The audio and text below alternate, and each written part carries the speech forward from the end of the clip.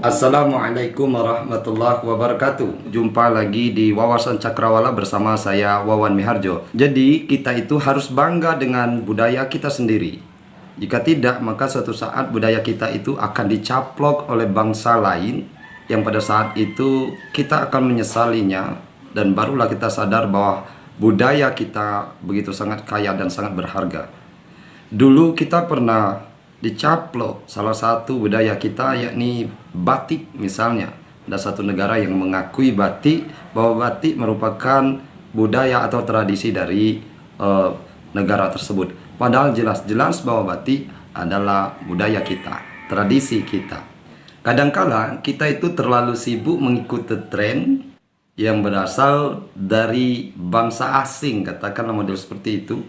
Apakah itu trennya seperti yang dilakukan oleh anak muda dengan tren gaya-gaya Korea, atau mungkin ke barat-baratan, atau barangkali ada juga sebagian di antara kita yang salah kaprah ketika menerjemahkan sebuah agama seperti kita ini, Islam, dengan tradisi-tradisi Arabia.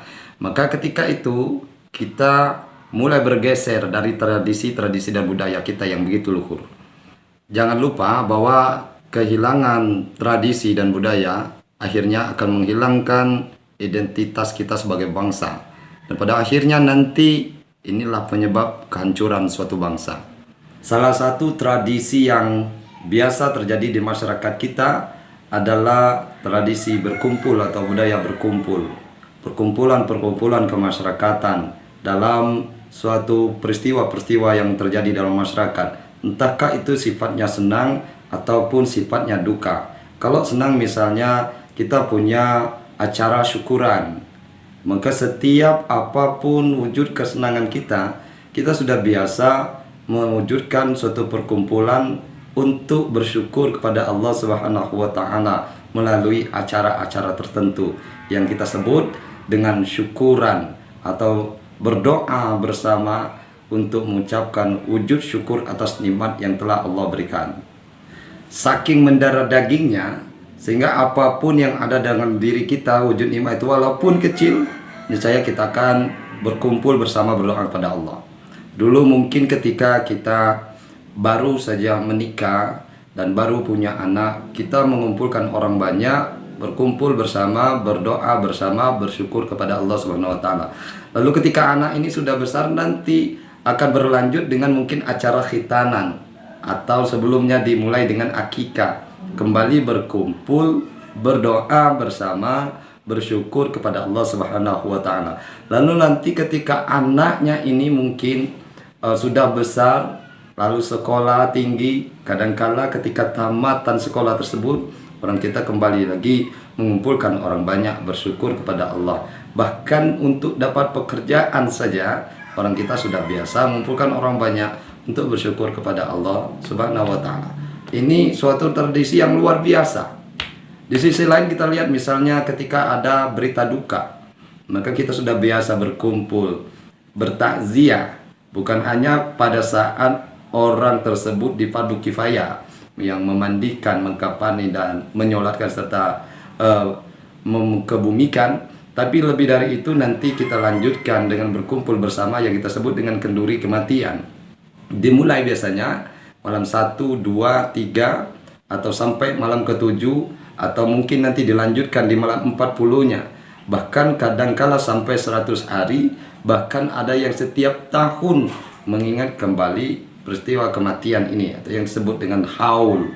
Ini merupakan suatu kekayaan yang luar biasa. Orang mungkin bertanya, apa sih manfaat dari berkumpul ini? Bukankah dengan berkumpul ini banyak menghabiskan biaya? Sepertinya pemborosan saja. Bahkan kadangkala yang menyelenggarakan perkumpulan adalah orang yang secara ekonomi belum begitu mapan. Mari kita tinjau apa kelebihan acara-acara ini. Pertama, kalau kita tinjau dari sisi pendidikan, penanaman nilai-nilai keagamaan. Kalau kita lihat, justru malah melalui acara seperti ini, nilai-nilai agama itu bisa ditanamkan.